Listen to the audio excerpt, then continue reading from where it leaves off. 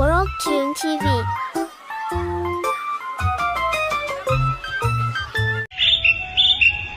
माँ सुनो ना। हाँ बोल बेटा, क्या हुआ? आज ना मेरे सारे दोस्त पार्टी करने जा रहे हैं, मैं भी उनके साथ जाना चाहती हूँ, तो मुझे थोड़े पैसे दे दो ना। अच्छा रुक, अभी अब ये ले। ये क्या माँ, बस 100 रुपए? इनमें क्या होगा? माँ मैं किसी मेले में नहीं जा रही हूँ, एक बढ़िया से रेस्टोरेंट में पार्टी कर रहे हैं हम सब। इतने पैसे तो वहाँ का वेटर टिप में ले जाता है। पायल तुझे पता है कि इन 100 रुपयों को कमाने के लिए तेरे पापा को कितनी मेहनत करनी पड़ती है। बेटा हमें उतना ही खर्च करना चाहिए जितनी हमारी चादर हो।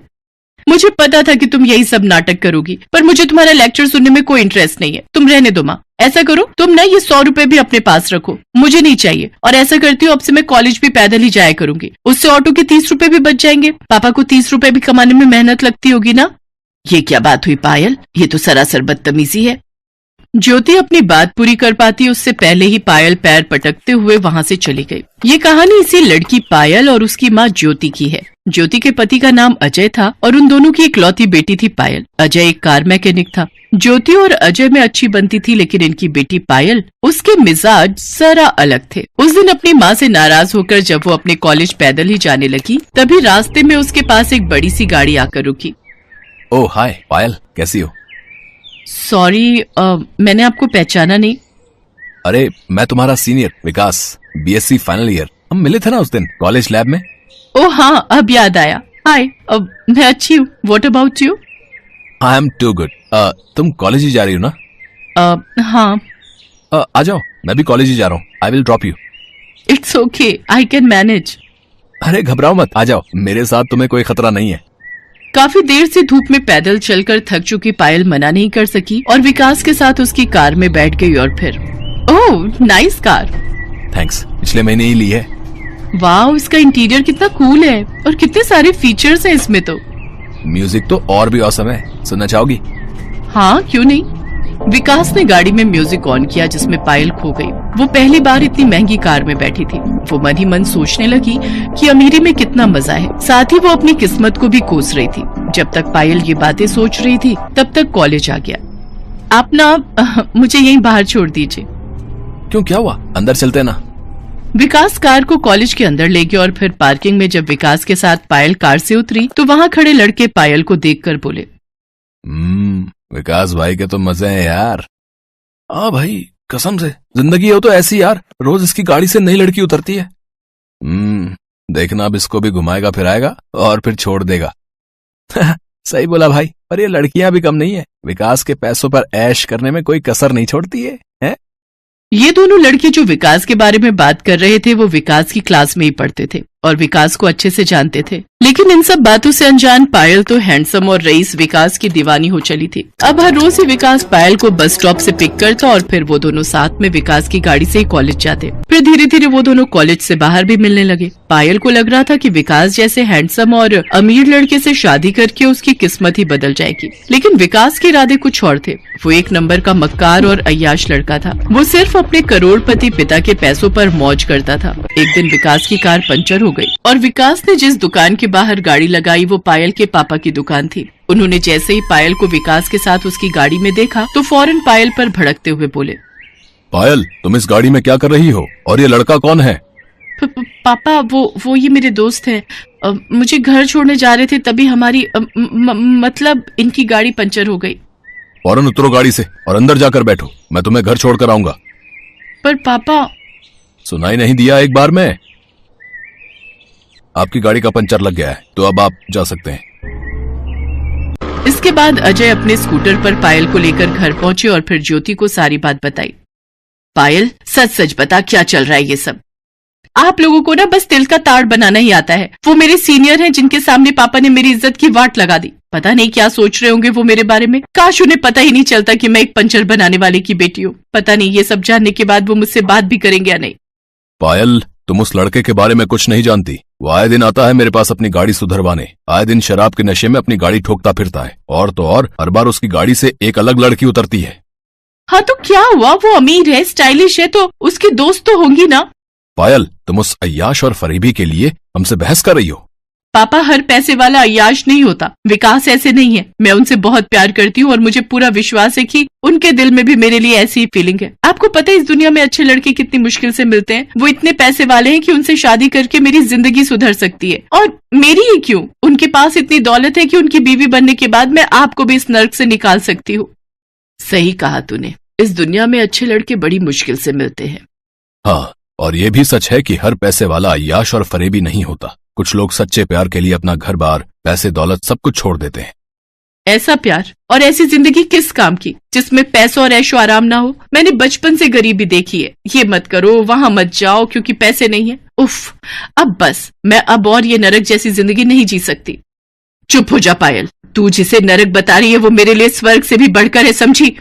तो आपको ही मुबारक हो ये स्वर्ग। मेरे लिए तो ऐसे जीने से बेहतर है मर जाना। और मम्मी, आप तो बस रहने दो। आप क्या जानो कि आखिर पैसे की ताकत क्या होती है। आप खुद तो गरीबी में ही पैदा हुई, गरीब से ही शादी की और अब गरीबी में ही मर जाना चाहती हो।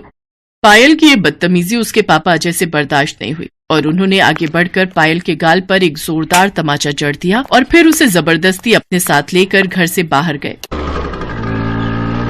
कुछ ही देर में उनका स्कूटर एक आलीशान बंगले के बाहर आकर रुका। पापा, ये कहाँ लेकर आए हैं मुझे और क्यों? तुझे दिखाने की तू अपनी जिस मम्मी को बेइज्जत कर रही थी कुछ देर पहले, आखिर उसकी असली औकात क्या है। अजय को देखते ही उस बंगले के बाहर खड़े गार्ड ने उसे सलाम किया। फिर अजय पायल को लेकर अंदर गया। वो बंगला बहुत ही बड़ा था और वहाँ लाइन से कई लग्जरी गाड़ियां खड़ी थी। तभी वहाँ एक रौबदार बुजुर्ग आए। अजय ने उनके पैर छुए और फिर, पिताजी, आपने सच ही कहा था। मैं आज वाकई अपनी गरीबी से हार गया और मुझे मेरी इस हार का एहसास कराने वाली मेरी खुद की बेटी है। आपने ठीक ही कहा था कि मैं चाहे जो कर लूं, लेकिन एक दिन हार मानकर आपकी चौखट पर जरूर आऊंगा। तो लीजिए, मैं आ गया पिताजी। पायल हैरानी से सब कुछ देख रही थी। दरअसल वो बुजुर्ग शख्स शहर के सबसे अमीर आदमी थे और उनका नाम सेठ वीरभद्र था। ज्योति उनकी इकलौती बेटी थी जो अपनी जवानी में अजय से प्यार कर बैठी थी। अजय शुरू से ही गरीब था तो ज्योति और अजय की शादी के लिए सेठ वीरभद्र राजी नहीं हुए। तो अजय की खातिर ज्योति सब कुछ छोड़ने को तैयार हो गई और अजय से शादी करके उसकी गरीबी की हिस्सेदार बन गई। सेठ वीरभद्र को लगा था कि गरीबी से तंग आकर कुछ ही वक्त में ज्योति उनके पास वापस लौट आएगी, लेकिन ऐसा नहीं हुआ। ज्योति अपने पति के साथ बसाए अपने छोटे से संसार में सुखी थी। लेकिन अब इतने सालों बाद जब पायल की खातिर अजय हारता दिखा तो सेठ वीरभद्र ने उससे कहा, नहीं बेटा, हारे तुम नहीं बल्कि हारा तो मैं हूँ। मेरा घमंड चूर चूर हो चुका है। मैं ही अपनी बेटी की बात को समझ नहीं सका कि खुश रहने के लिए पैसों से ज्यादा अपनों का साथ जरूरी है। वो अपने जो हर हाल में आपको अपनाएं, आपके हर सुख और दुख के हिस्सेदार बने। आज मैं बिल्कुल अकेला हूँ तो समझ में आता है कि वाकई कितना गरीब हूँ मैं। इतना कहकर सेठ वीरभद्र फूट फूट कर रोने लगे। अजय ने उन्हें संभाला और ये सब देखकर पायल की आंखें भी खुल गईं। उसे समझ आ गया था कि वो असल में एक अमीर माँ की गरीब बेटी थी जो अपनी ही माँ के संस्कारों को नहीं समझ सकी और अब तक सिर्फ पैसों के पीछे ही भाग रही थी, जिन्हें उसकी माँ ने सालों पहले अपने सच्चे प्यार के लिए ठुकरा दिया। इस दुनिया में न जाने कितने ऐसे लोग हैं जो गरीबी से लड़ते हुए अपने परिवार का पेट पालने के लिए पूरा जीवन मेहनत करते हैं। लेकिन इंसान में अगर शिद्दत हो तो उसका हर सपना जरूर पूरा होता है। मालती और उसकी बेटी प्रीति की ये कहानी भी यही बताती है। मालती की शादी राजेश के साथ हुई थी। दोनों खुशी से रह रहे थे। एक दिन मालती राजेश से कहती है, सुनिए जी, कल अपनी प्रीति 1 साल की हो जाएगी। उसका पहला जन्मदिन है कल। अरे हाँ, अच्छा हुआ जो तुमने याद दिला दिया। मैं तो भूल ही गया था। शाम को चलेंगे बाजार, कुछ अच्छा सा खरीद लेना उसके लिए। अच्छा, तो मैं चलता हूँ, खेत जाने के लिए देर हो रही है। जी ठीक है। राजेश खेत के लिए निकल जाता है। वो मन ही मन बहुत खुश था। अपनी बेटी प्रीति का जन्मदिन वो अच्छे से मनाना चाहता था, मगर भगवान को तो कुछ और ही मंजूर था। उसी दिन खेत में काम करते वक्त एक जहरीले सांप ने राजेश को काट लिया। जहर की वजह से राजेश ने अपने खेत में ही दम तोड़ दिया। मालती के लिए ये बहुत बड़ा झटका था। 1 साल की छोटी सी प्रीति की पूरी जिम्मेदारी अब मालती पर आ गई थी। मालती को जब कोई रास्ता नजर नहीं आया तो भगवान के सामने हाथ जोड़कर बोली, हे भगवान, ये क्या किया आपने? अब हम किसके सहारे जिएंगे? मैं कैसे अपनी बच्ची को पालूंगी? भगवान कैसे? मालती भगवान से सवाल तो पूछ रही थी, मगर वो जानती थी कि इन सवालों के जवाब उसे खुद ही ढूंढने थे। उसने हिम्मत नहीं हारी और काम की तलाश में वो प्रीति को लेकर शहर आ गई। शाम होने को थी। तभी उसने एक लंबी सी गाड़ी को अपनी तरफ आते देखा। फिर अचानक वो गाड़ी एक बंगले की तरफ मुड़ गई। बंगले का गेट गाड़ी के लिए खोल दिया गया। मालती ने झांक कर देखा तो बंगला काफी बड़ा था। मालती को एक उम्मीद मिली। काम और आसरे की उम्मीद लिए मालती गाड़ी के पीछे पीछे बंगले के अंदर चल दी। उसने देखा कि गाड़ी से पहले एक पुलिस का जवान उतरा। फिर उसने कार के पीछे का दरवाजा खोला तो उसमें से एक रौबदार महिला उतरी। तभी पुलिस के जवान की नजर मालती पर पड़ गई। उसने गुस्से से पूछा, ए, कौन है तू? कहाँ घुसी चली आ रही है? जवान की डांट सुनकर मालती घबरा गई और वो वापस जाने लगी।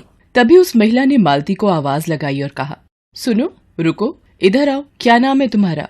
जी, मैं मेरा नाम मालती है। मैं तो बस कुछ काम ढूंढ रही थी। आपके बंगले में नौकरी मिल सकती है जी? हाँ, क्यों नहीं। मैं कल ही इस बंगले में शिफ्ट हुई हूँ तो घर का काम करने के लिए कोई तो चाहिए होगा। आओ, मेरे साथ आओ। वैसे मेरा नाम सुहासिनी है। सुहासिनी ने पुलिस के जवान से सर्वेंट क्वार्टर का ताला खोलने के लिए कहा और फिर मालती से कहा, ठीक है मालती, तुम यहाँ रह सकती हो, लेकिन रुको, ये प्यारी सी गुड़िया कौन है तुम्हारी गोद में? क्या नाम है इसका? जी, ये मेरी बेटी है, प्रीति। ओले मेरी गुड़िया, आप तो बड़े प्याले हो। सुहासिनी का इतना अच्छा बर्ताव देखकर मालती की आंखें भर आई। उसने सुहासिनी से कहा, मेम साहब, भगवान करे आप और बड़ी अफसर हो जाओ। मालती की बात सुनकर सुहासिनी मुस्कुराई। पास ही खड़ा जवान जोर से हंसने लगा और मालती से बोला, बड़ी अफसर मतलब? मैडम इस जिले की कलेक्टर हैं, IAS सुहासिनी पांडे। उनसे बड़ा कोई नहीं यहाँ। जवान की बात सुनकर मालती दंग रह गई। कलेक्टर होने के बावजूद इतनी सादगी, घमंड का नामो निशान नहीं था सुहासिनी में। अब तो मालती के दिल में सुहासिनी के लिए इज्जत और बढ़ गई। धीरे धीरे वक्त बीतता गया। मालती सुहासिनी के बंगले का पूरा ख्याल रखती, घर का सारा काम करती और साथ ही वो अपनी बेटी प्रीति का भी अच्छे से ख्याल रख पा रही थी। सुहासिनी भी मालती के काम से बहुत खुश थी। एक दिन जब सुहासिनी प्रीति के साथ खेल रही थी, तब मालती ने बड़ी हिम्मत करके उससे पूछा, मेम साहब, एक बात पूछूं, आपने अब तक शादी क्यों नहीं की?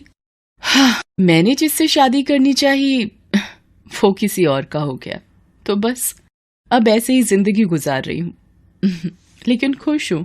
आंखों में नमी लिए सुहासिनी हल्का सा मुस्कुराई और वहां से चली गई। मालती ने तय किया कि वो दोबारा कभी इस बारे में सुहासिनी से बात नहीं करेगी और उसका दिल नहीं दुखाएगी। एक दिन सुहासिनी जब ऑफिस से लौटी तो उसके हाथ में कुछ खिलौने और पेंसिल कॉपी थी। सुहासिनी ने आवाज लगाई, अरे प्रीति, कहाँ है मेरी गुड़िया? देखो तो आंटी आपके लिए क्या लाई हैं। सुहासिनी प्रीति से बहुत प्यार करने लगी थी। प्रीति भी सुहासिनी की आवाज सुनते ही सब कुछ छोड़कर उसकी तरफ भागी चली आई। प्रीति नए खिलौनों और पेंसिल कॉपी को देखकर बहुत खुश हुई। सुहासिनी ने देखा कि प्रीति ने सारे खिलौने एक तरफ रख दिए और पेंसिल पकड़कर कॉपी में आड़ी तिरछी लाइन बनाने लगी। उसे ऐसा करता देख सुहासिनी को बहुत अच्छा लगा और मालती से बोली, लो मालती, देख लो, तुम्हारी राजकुमारी ने खिलौने छोड़कर पेंसिल पकड़ ली है। मालती, तुम बिल्कुल परेशान मत होना। मैं वादा करती हूँ कि प्रीति जहाँ चाहेगी और जब तक चाहेगी मैं पढ़ाऊंगी इसे। इसकी पढ़ाई लिखाई की सारी जिम्मेदारी मेरी। ये कहकर सुहासिनी वहां से चली गई और मालती उसे कुछ कह ही नहीं पाई। उसके लिए तो सुहासिनी भगवान का रूप लेकर आई थी। धीरे धीरे वक्त गुजरता गया और प्रीति बड़ी होने लगी। सुहासिनी उसकी पढ़ाई का सारा खर्च उठा रही थी। इसके अलावा जब भी उसे वक्त मिलता वो खुद भी उसे पढ़ाती। देखते ही देखते प्रीति ने पहले 12वीं में टॉप किया और फिर कॉलेज में भी। लेकिन उस दिन की बात ही कुछ अलग थी। सुहासिनी की गाइडेंस में प्रीति ने यूपीएससी की परीक्षा बहुत अच्छी रैंक के साथ पास कर ली थी। रिजल्ट आने के बाद प्रीति की खुशी का ठिकाना नहीं था। आंटी, आंटी, माँ, कहाँ हो आप दोनों जल्दी आओ। तभी दरवाजे के पीछे से मालती और सुहासिनी दोनों अपने हाथों में मिठाई लिए प्रीति के पास आए। तुमने यूपीएससी क्रैक कर दिया ना, तो क्या ये बात मुझे नहीं पता चलेगी? मेरी गुड़िया रानी, I am proud of you. Malti की आंखों में आंसू थे। उसे मिठाई खिलाई और फिर सुहासिनी के पैरों में गिर पड़ी। मेम साहब, मैं कैसे आपको शुक्रिया अदा करूं? आप भगवान हो हमारे लिए। आज के जमाने में इतना कौन सोचता है किसी के लिए। तुम मेरी अपनी हो मालती, और गुड़िया तो है ही मेरी बेटी। चलो अब एक काम करो, जल्दी से तुम दोनों तैयार हो जाओ, तुम दोनों के लिए एक सरप्राइज है। सुहासिनी मालती और प्रीति को कार में बैठाकर निकल पड़ती है। रास्ते में प्रीति सुहासिनी से पूछती है, हम कहाँ जा रहे हैं आंटी? आज मैं तुम्हें अपना असली घर दिखाने ले जा रही हूँ। अच्छा सच्ची? आज तक तो आपने कभी इस बारे में कुछ नहीं बताया। सुहासिनी मुस्कुरा देती है और कुछ नहीं कहती। थोड़ी ही देर बाद कार एक बड़े से बंगले के सामने पहुंच जाती है। वो तीनों कार से उतरते हैं। मालती और प्रीति बंगला देखकर हैरान रह जाते हैं। उस बंगले में सिर्फ एक बुजुर्ग महिला रहती थी, जिन्हें देखते ही सुहासिनी का चेहरा खिल उठा। वो खुशी से बोली, माँ कैसी हैं आप? मैं अच्छी हूँ बेटा, तुम कैसी हो? इस बार बड़े दिन लगा दिए आने में। हाँ माँ, एक जरूरी काम में लगी थी। सभी लोगों ने मिलकर खाना खाया और थोड़ी देर रुकने के बाद वहाँ से जाने लगे।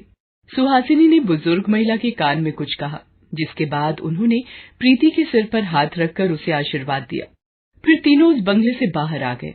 कार में प्रीति ने सुहासिनी से पूछा, आपकी मम्मी कितनी अच्छी है आंटी, और आपने कभी बताया नहीं कि आपका असली घर इतना बड़ा है।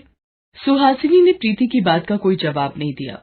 जब कार बंगले से बाहर निकली तो प्रीति ने गौर किया कि बंगले के बाहर लगी नेम प्लेट पर लिखा था तृप्ति सिंह और नीचे लिखा था रिटायर्ड आईएएस। प्रीति ने नेम प्लेट पढ़ते ही सुहासिनी से पूछा, आपकी मम्मी भी आईएएस ऑफिसर थी आंटी? आपने बताया क्यों नहीं आज तक? वाह, बेटी भी आईएएस और मम्मी भी आईएएस, क्या बात है। सुहासिनी खामोश थी और मालती हैरान।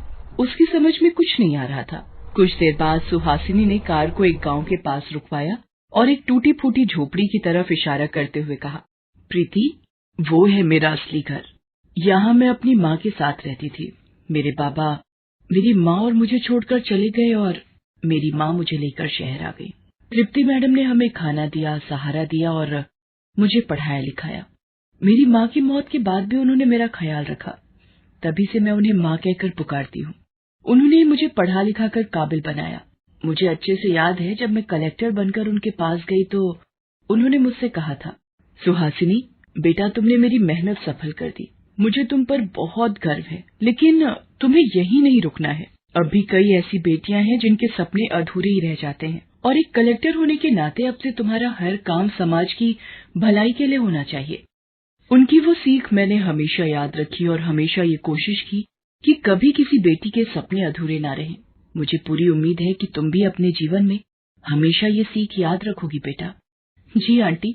नहीं माँ, मैं हमेशा आपकी बात याद रखूंगी माँ। मालती और प्रीति की आंखों में आंसू थे और मन में सुहासिनी के लिए बहुत इज्जत। तो वहीं सुहासिनी के चेहरे पर सुकून था, मानो एक बहुत बड़ी जिम्मेदारी पूरी कर दी थी उसने।